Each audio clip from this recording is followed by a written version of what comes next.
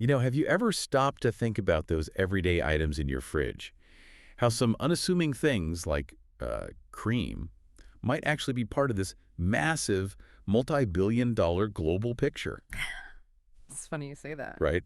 Well, today we're actually diving deep into one of those, Mm. the global dairy cream market. Mm-hmm. We're looking at some excerpts here from Global Dairy Cream Market, Trends and Growth Projections by Cognitive Market Research. A really solid source for this kind of analysis. Exactly. And our mission really is to figure out what's driving all this growth, where the maybe unexpected hotspots are popping up, Uh-huh. and, what it all tells us about how we eat and cook these days. It's a great topic because, honestly, looking at something seemingly simple like cream can offer some pretty fascinating clues about bigger economic shifts, consumer habits, all that stuff. Totally. This report gives us a really clear window into those trends. It really does. Okay, so let's unpack this then. When we say dairy cream market, Mm-hmm. what exactly are we talking about? It's got to be more than just, the carton I grabbed for my coffee, right? Oh, absolutely. Yeah, it's a pretty broad category, actually, and Mm. really vital within the whole dairy sector. Okay. So think heavy cream for cooking sauces, light cream, for coffee, Right. whipping cream, obviously very popular, and even more specialized things like clotted cream. Ah, okay. So a whole range. Yeah, foundational ingredients for so many things. And the uses are super widespread, aren't they? I mean, it's not just poured over strawberries. Not at all, far from it. Dairy cream is, well, indispensable in a huge range of cooking and baking applications, Mhm. professional kitchens, home baking, those fancy coffee drinks everyone loves, and yeah, of course, countless desserts. It adds that richness, that texture. Mouthfeel, yeah. Exactly. It's critical for the appeal of so many foods globally. Okay, so here's where it gets really interesting for me.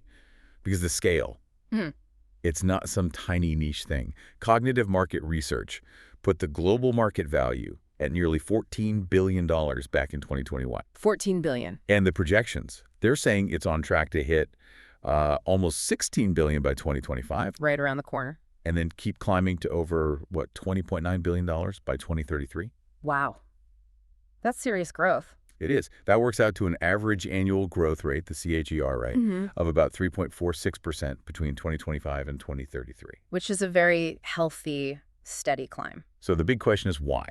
Mhm. What are the key things driving this demand, pushing these numbers up consistently? Well, what's fascinating here is how a few different trends kind of weave together. Okay. The main drivers are increasing demand from food service. So think Yeah. about bakeries, cafes popping up everywhere, and also the ready-to-eat food sector, which is just booming. Right, convenience foods. Exactly. Yeah. But what really stands out in the research is the growth, particularly in emerging economies. Okay. You've got rising disposable incomes there, meeting this sort of expansion of culinary trends, people trying new things, often involving cream. That makes a lot of sense. Income goes up, people maybe indulge a bit more, try new recipes. Precisely. Cafes, Western-style desserts become more accessible. Okay, so with that global picture, let's zoom in. Let's look at the map. Where is this creamy gold rush, as you put it, actually happening? Are there surprises, or is it the usual suspects leading the charge? Let's take a look. Yeah, we can go region by region, and I'll point out some highlights. Right. Starting with North America. It's a big market, no surprise there. Over $4 billion in 2021, and it's projected to grow to nearly $5.8 billion by 2033. Solid numbers. Very solid. The U.S. is the largest piece of that pie, as you'd expect. But what's quite interesting is Canada. Oh, yeah. Yeah, while the U.S. market grows steadily, Canada actually shows a stronger average annual growth rate, a CAGR of around 3.86%, a bit faster than the regional average. Huh. Interesting. More Canadians getting into baking. Or maybe just more Tim Hortons. Could be a mix. And Mexico is also seeing a healthy growth, around 3.3% CAGR. Okay, so North America's strong. What about Europe? The land of pastries and rich sauces. Exactly. Europe is another huge player. It was worth almost $5.4 billion back in 2021. Wow, even bigger than North America then. Yep. Slightly larger in 2021, and it's expected to reach nearly $7.9 billion by 2033. Okay. Germany had the biggest slice in 2021, but France is really notable. It has a much higher growth rate, nearly 4.2% CAGR. Really pushing those patisseries. Seems like it. It's projected to hit over $1.2 billion by 2033. The UK, Italy, Russia, all showing consistent growth too. Right. But here's another little surprise, similar to Canada. the rest of Europe category. Meaning like outside the big players. Exactly. Countries not individually broken out in the top list. That collective group actually shows one of the strongest regional growth rates overall, almost 4.9% CAGR. Wow, that's really interesting. What do you think is behind that? Is it Eastern Europe catching up or? It likely suggests a really broad-based expansion, maybe increasing wealth, the spread of cafe culture, modern cooking trends moving into more countries across the continent, beyond just the established large markets. Fascinating. Okay, so Europe's strong and diverse. What about Asia Pacific? That's often where we see explosive growth. And you'd be right to expect it here, too. Asia Pacific is a real powerhouse, projected to grow from about $2.65 billion in 2021 to over $4.4 billion by 2033. And the growth rate. One of the highest globally, about 4.66% CAGR overall for the region. Okay, leading the pack. Definitely. China leads in terms of sheer market size, over $849 million in 2021, heading towards $1.34 billion. Makes sense. But the really remarkable story, I think, is India. Yeah. Tell me about India. India is seeing incredibly rapid expansion. Its CAGR is pegged at over 5.5%. Wow, 5.5%. That's huge. It's one of the fastest. It's definitely a big part of it. You've got that burgeoning middle class, rapid urbanization, Western-style cafes and dessert places taking off. But it might also be, an integration of cream into their own incredibly rich and varied culinary traditions in new ways. It's likely a mix. Really interesting dynamic there. Anyone else standing out in APAC? Well, Singapore is also showing pretty aggressive growth for its size, and again, that rest of APAC category. Don't tell me. Highest growth rate again. You guessed it. The highest IGR in the region, actually, over 6.6%. It shows this trend isn't just confined to the giants like China and India, it's spreading. Incredible. Okay, what about South America? South America is also showing very healthy growth, expected to grow from just under $1 billion in 2021 to over $1.6 billion by 2033. That's a CAGR of nearly 4.5%. Also outpacing North America and Europe in terms of growth rate. Yes, faster growth from a smaller base. Brazil is a big part of that story, showing substantial growth. And yet again, the rest of South America category is also expanding nicely. It really sounds like a widespread trend of maybe dietary expansion or economic uplift, allowing for these kinds of ingredients across the board in many of these rest of regions. Precisely. It points to a broadening base of consumption. Okay, quickly then, the Middle East and Africa? Sure. The Middle East forecast to rise to over $713 million by 2033.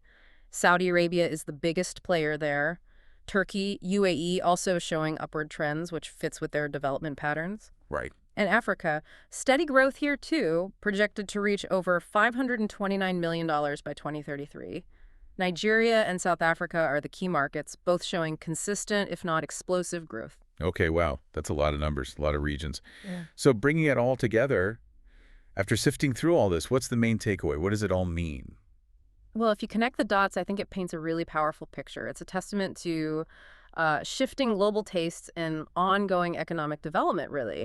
The global dairy cream market is just showing really robust, consistent growth almost everywhere you look. Yeah, it seems incredibly resilient. Exactly. And those demand drivers, we talked about the food service innovation, changing diets, culinary trends, they seem really strong and embedded. Right. And this regional breakdown, it really highlights the resilience, but also pinpoints those, let's call them hotspots for future opportunity. Places like rest of Europe, India, rest of APAC, parts of South America, parts of Africa. Yeah, those rest of categories kept surprising me. Me too. It's a clear signal, I think, that the world is really developing more of a taste for cream in all its different forms. It's genuinely amazing how something as, well, seemingly simple as dairy cream can unlock these complex global economic stories. This whole deep dive, it shows this market isn't just holding steady, it's fundamentally thriving. And it reflects these massive shifts in how and what people are eating all over the planet. Absolutely. And, it kind of raises a bigger question, doesn't it? Like what? Well, what other everyday products, what other markets that we maybe don't think about too much are quietly going through these huge transformations just under the surface? Good point. What can they tell us about consumer behavior, about the food industry, about innovation and how we eat and drink worldwide? It sort of prompts you to look a bit closer at the things you might just take for granted. Absolutely. A lot to think about there. So maybe next time you're having that coffee or that slice of cake, take a second. Consider the surprising global journey that cream might have taken. You might just spot the next big thing hiding in plain sight. Exactly. You might just spot the next big economic indicator right there in your pantry. All right, deep divers, welcome back. Today we're taking a deep dive into something that might seem utterly mundane, but it's actually a surprisingly dynamic and, well, fiercely competitive global market: dairy cream. When you think about that dollop on your dessert or the swirl in your coffee, do you consider the massive economic forces behind it? Probably not. We've assembled a fantastic stack of sources for research reports, industry analyses, all that good stuff, to uncover why this market is currently experiencing such robust growth, and also the unexpected challenges it's grappling with and the cutting-edge trends shaping its future. Our mission: to give you the inside scoop, the kind of insights that turn a simple grocery item into a fascinating case study in global commerce, all with just enough intrigue and hopefully a bit of humor to keep you hooked. So let's churn through this, shall we? What's the big picture that really creams to the top for you right away? Well, what's immediately striking is the sheer dynamism we're seeing. The global dairy cream market isn't just growing, it's surging. And it's largely propelled by what our sources term the premiumization and permissible indulgence trends. Consumers are consciously seeking out higher quality, often richer dairy products, almost like an accessible luxury, Yeah. especially after periods of uncertainty where comfort foods offered solace. Right, comfort food. And it's not just about what people want, but where they are, isn't it? Our sources highlight rapid urbanization, particularly the rise of a more affluent middle class in emerging markets, as a colossal driver. Exactly. Think about rising disposable incomes and evolving dietary habits creating this, well, significant uptick in demand. It's not just in traditional dairy strongholds anymore. No, it's across both developed and emerging markets. With cream showing up in everything from gourmet desserts and artisan bakery items to sophisticated sauces and specialty beverages. Precisely. Consider metropolitan hubs like, say, Mumbai or Ho Chi Minh City.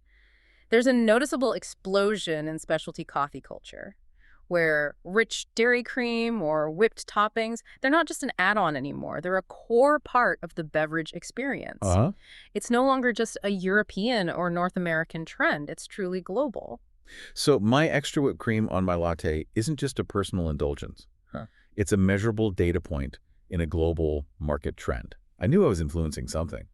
And it's not just individual consumers driving this, right? The business-to-business demand must be massive. Oh, absolutely. Yeah. The booming bakery and confectionery sector is a phenomenal demand generator. Our sources show they're increasingly relying on cream-based fillings, frostings, mousses for everything. Right. From intricate celebration cakes to high-end gourmet chocolates. Right. For instance, bakeries in rapidly growing economies like Brazil, Vietnam, Turkey, Yeah. they're expanding their offerings to cater to more globalized sort of indulgent palates. And that significantly increases their professional-grade dairy cream procurement.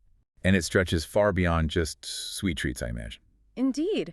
The rapid expansion of the HoReCa sector, that's hotels, restaurants, and catering, is another huge factor. Right, Eureka. With consumer inclination towards dining out steadily increasing and the sustained explosion of food delivery services, especially post-COVID, Yeah, delivery's huge. restaurants and cloud kitchens are heavily using dairy cream in both savory and sweet dishes. Think of the authentic depth of flavor that rich dairy cream sauces like Alfredo or a silky panna bring.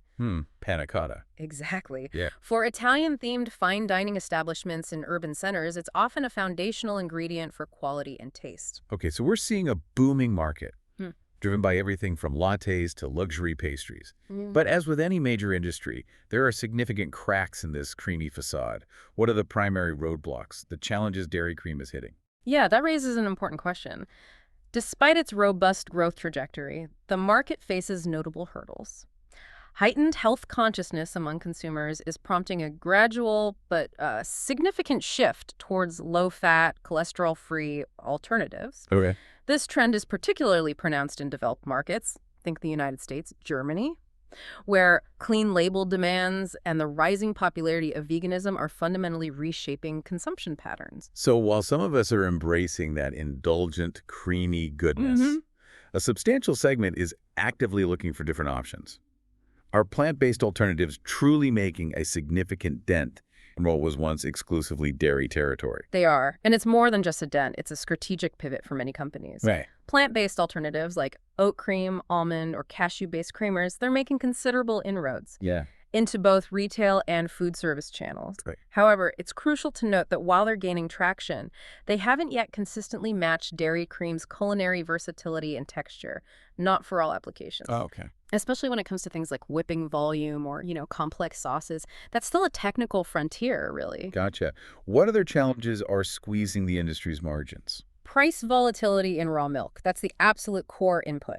And it poses another significant, often unpredictable challenge. How so? Well, factors like seasonal milk supply, rising global feed prices, logistical constraints, everything from fuel costs to transportation bottlenecks, Right. they can trigger sharp fluctuations. This complicates pricing strategies for manufacturers, impacts their profit margins, and sometimes even disrupts the supply chain. And there's also a biological factor affecting demand, isn't there? Something about digestion. Indeed. Lactose intolerance and dairy allergies. They're directly affecting product uptake, especially in vast regions like East Asia and parts of Africa, where a large portion of the population is genetically predisposed to lactose maldigestion. That's a huge population base. Exactly, but this isn't just a niche concern. It's forcing companies to fundamentally rethink their product development, their processing technologies. As a result, demand for specialized lactose-free cream is soaring, and that compels companies to diversify their entire portfolios. So what does all this mean for the future of cream? How are companies from the global giants to the niche players adapting to these complex challenges and evolving consumer demands? It sounds like a constant innovation cycle. It really is. Amid these complexities, several fascinating trends are actively reshaping the market landscape. One major trend, deeply tied to consumer awareness, is the surge in demand for clean label and organic creams. Good relabel, right? Products free from hormones, artificial preservatives, synthetic additives, that sort of thing. In markets such as France, Canada, Japan, consumers are actively seeking transparency and sustainability. And that's prompting producers to reformulate their offerings in strict adherence to organic certification standards. And we touched on plant-based earlier, but it's really becoming a true market segment now with its own innovations. Absolutely. While traditional dairy cream still holds the gold standard for flavor and texture in many applications, non-dairy versions derived from soy, cashew, oat, coconut, they're gaining significant acceptance, Especially where? particularly in segments like coffee creamers and vegan cooking bases. For example, oat cream is increasingly found in specialty cafes across Scandinavian countries, not just as an alternative, but often as a preferred substitute for dairy cream in lattes, even some soups. Really? Soups too? Yeah, due to its neutral flavor profile and smooth texture. It works surprisingly well. That's a great real-world example of how quickly adoption can happen. What else are companies doing to stay ahead, especially in terms of getting products to consumers efficiently? Innovation in packaging. That's further enhancing market penetration, especially in regions with developing infrastructure. How so? Aseptic cartons, for instance, they're revolutionary for extending shelf life without refrigeration. Ah, that opens up new markets. Exactly. It opens up entirely new distribution channels. Then you have reclosable spouts for portion control, convenient single-serve packs. They're gaining immense popularity among on-the-go consumers. Makes sense. These innovations are especially beneficial in developing regions where a reliable cold chain or refrigeration infrastructure might be limited. It allows cream to reach new markets. It really sounds like a dynamic battlefield out there with all these forces at play. Who are the major players in this evolving dairy cream market? And what strategies are they using to not just survive, but thrive? Well, the dairy cream market includes a really diverse array of players. You've got the multinational giants with massive production capabilities, right? But also agile regional cooperatives. Companies like Lactalis, Fonterra, Friesland Campina, Yoplait, and Nestle, they're certainly leading the charge. But you also have strong regional players, Dean Foods and Dairy Farmers of America and North America, for example, or Yili and Meiji in Asia. They're all shaping the competitive dynamics. And how exactly are these giants navigating the trends we've just discussed?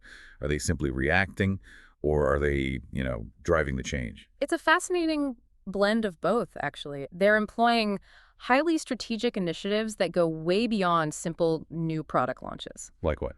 Take Lactalis, for instance. They're not just expanding their organic cream portfolio in Europe. They're specifically targeting the burgeoning cafe culture in France, leveraging their deep relationships with local farmers to guarantee a kind of farm-to-latte organic narrative that resonates strongly with French consumers. Right. Or Fonterra, the New Zealand dairy giant. They're actively exploring export opportunities for shelf-stable UHT cream-based products in Southeast Asia, directly capitalizing on those packaging innovations we discussed earlier. Ah, connecting the dots there. So it's not just about launching a new product. It sounds like they're adapting their entire operational philosophy. Right. From farm to fork, basically. Precisely. These players are also adapting by investing heavily in sustainable farming practices. Reducing their environmental footprint is a massive consumer expectation now. You can't ignore it. Right.